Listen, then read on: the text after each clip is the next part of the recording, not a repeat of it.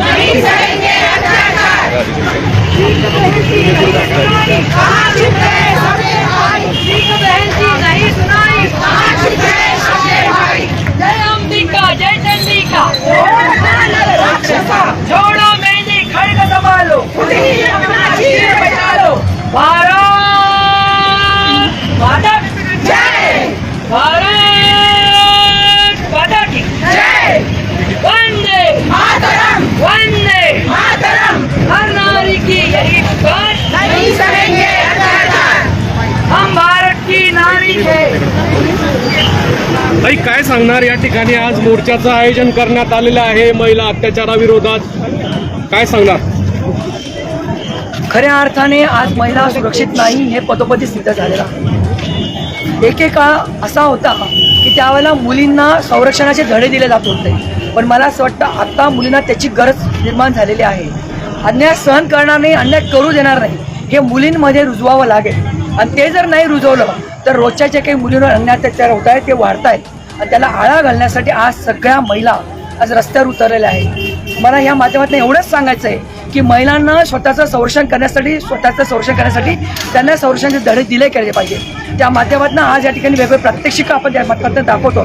तर आपण पुरातन काळ बघितला असता की त्यावेळेला महिलांना ते शिक्षणाचे धडे त्या ठिकाणी दिले जात होते, पण त्याची आज मला कमतरता आहे, ते होण्याची गरज आहे। आणि हे करत असताना मुलांवर ते संस्कार करण्याची पण गरज आहे। जसं आपण मुलींना म्हणतो की सातच्या आत घरात आहे, तसं मुलांवरही परस्त्री ही माते समान, परस्त्री ही बहिणी समान हे शिकवण्याची आज गरज आहे। आणि हा संस्कार घरातच दिला जाऊ शकतो। आणि म्हणून मला असं वाटतं की आज सगळ्या माता भगिनी या रस्त्यावर उतरल्या आहे। आज या अन्यायाला कुठेतरी वाचा फोडण्याची गरज होती, त्या माध्यमातून आज या महिला ठिकाणी आंदोलन आम्ही करतो। सुजाताताई, आपण काय सांगणार, आज संपूर्ण महिला या एकवटल्या आहे, यासह विविध महाविद्यालयाच्या विद्यार्थिनी असतील, सामाजिक संघटना असतील, आणि यामध्ये विशेष म्हणजे संरक्षणाच्या धड्यांसंदर्भातही प्रात्यक्षिके या ठिकाणी साकारण्यात आलेली आहे, काय सांगा?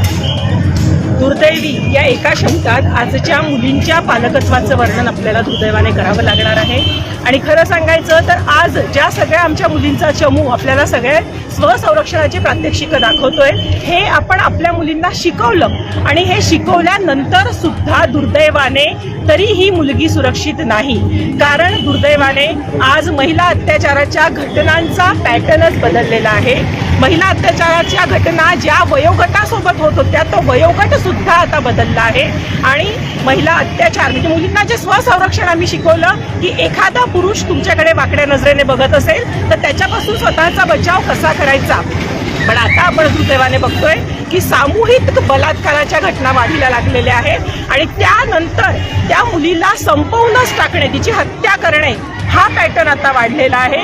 जी चिमुरडी 3.5 वर्षाची चिमुरडी की जी काहीच सांगू बोलू शकत नाही, जिला घडणारी घटनाच कळत नाही, तिच्यासोबत सुद्धा आता अत्याचार वाढलेला आहे। त्यामुळे आता गरज आहे समाज मन बदलवण्याची, समाजाची मानसिकता बदलवण्याची, सामाजिक पालकत्व ही संकल्पना समाजात रुजवण्याची आता गरज आहे। प्रत्येक स्त्री ही माते समान आहे, हे संस्कार जन्माला आल्यापासून मुलांना देण्याची आता गरज आहे, तरच हे चित्र आपण बदलवू शकू आणि हे प्रकार थांबवू शकू असं मला वाटतं। बोला ताई। नमस्कार। आज आपण हे पाहतोय की सकल हिंदू समाज या ठिकाणी एकत्र झालेला आहे। सर्व म्हणजे जाती पंथांचे सर्व महिला आणि पुरुष या ठिकाणी या दुष्प्रवृत्तींना ठेचण्यासाठी एकत्र झालेले आहेत। या दुष्प्रवृत्तींना ठेचायचं आहे। जी डॉक्टर महिला इतरांचे जीव वाचवते, जी छोटीशी मुलगी घरात लपाछपी खेळायला येते, जी 15-16 वर्षाची मुलगी कॉलेजला जाते आणि तिला धमक्या दिल्या जातात, विशिष्ट लोकांकडून त्या धमक्या जास्त प्रमाणात दिल्या जातात, माझ्याशी लग्न कर अन्यथा तुझ्या कुटुंबाला उद्ध्वस्त करू, अशा धमक्यांना घाबरून ती बिचारी कुठेतरी आत्महत्या करायला जाते। काय चूक आहे त्या मुलींची? अंगावर कपडे घालून सुद्धा त्या मुलींवर जर अत्याचार होत असतील तर कुठेतरी या दुष्प्रवृत्तींनाच ठेचण्याची गरज आहे। आपल्या मुलांना पण शिकवण देण्याची गरज आहे। आणि म्हणूनच मला असं वाटतं की आम्ही मुलींना लाठी काठी प्रशिक्षण आता काही ठिकाणी आणि त्याचे प्रात्यक्षिक या ठिकाणी करतो आहोत। आणि सर्वात महत्त्वाचं म्हणजे सर्व सत्प्रवृत्तींनी एकत्र येऊन जर हा लढा दिला तर या दुष्प्रवृत्तींना ठेचायला वेळ लागणार नाही. आणि फक्त हे ताई, काय सांगणार की तिथे या ठिकाणी आज मोर्चाचं आयोजन करण्यात आलं आहे? हे फक्त ही जागर यात्रा एवढी काढली ह्याच्यापुरतंच मर्यादित नाही, तर ते कायमस्वरूपी चालू राहावं. म्हणजे नुसतेच प्रात्यक्षिक इथे दाखवणार नाही आहोत, तर त्याच्या पुढे जाऊन सगळा समाज मिळून आपण एक विचार करणार आहोत की अशी लाठीकाठीची प्रशिक्षण असतील, जुडो कराटे असेल, तलवारबाजी असेल, दांडपट्टाचं आपण प्रात्यक्षिक दाखवलं, हे सगळ्या मुलींना यावं. म्हणजे पुढे जाऊन त्या स्वतःची सुरक्षा स्वतः करू शकतील. फक्त ह्या मोर्चापुरतं किंवा या जागर यात्रेपुरतंच हे मर्यादित न राहता पुढे जाऊन त्याचं सगळं समाजात त्याचं पुढे परिवर्तन व्हावं ह्याची आमचा प्रयत्न राहील पुढच्या काळात. ताई, काय सांगणार या ठिकाणी संपूर्ण तरुणी एकवटलेल्या आहेत, विविध या संदर्भात पथनाट्य असतील, त्यानंतर संरक्षणाचे प्रात्यक्षिकं असतील, या संदर्भात आज जनजागृती करण्यात येत आहे, काय सांगा? हे असं तर निमित्त आज आपल्याकडे यायलाच नको होतं. सगळ्यात पहिली गोष्ट तर आज आपल्या भारतवर्षाची एक संस्कृती राहिली आहे की आपल्याकडे महिलांना नेहमी देवी आणि आई म्हणून या स्वरूपानेच बघितलं जातं. आपल्या भारताला भारत माता म्हणतो, पण काही पुरुष त्यांचा दृष्टिकोन बिलकुल समजून घेत नाही. काही पुरुष अगदी विकृत बुद्धीचे आहेत आणि त्यांना महिलांना बघण्याचा बिलकुल दृष्टिकोन नाही आहे. ते ह्या महिलांवरती, ज्या महिला आपल्या स्वतःच्या अभ्यासासाठी जातात, घरात काहीतरी 4 पैसे कमवून आणण्यासाठी जातात, अशा महिलांवरती चुकीची नजर टाकतात.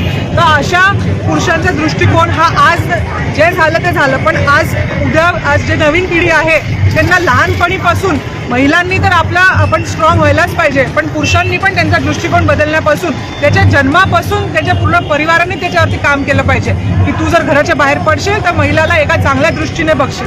हे शिकवण त्याच्यासोबत दिली पाहिजे आज.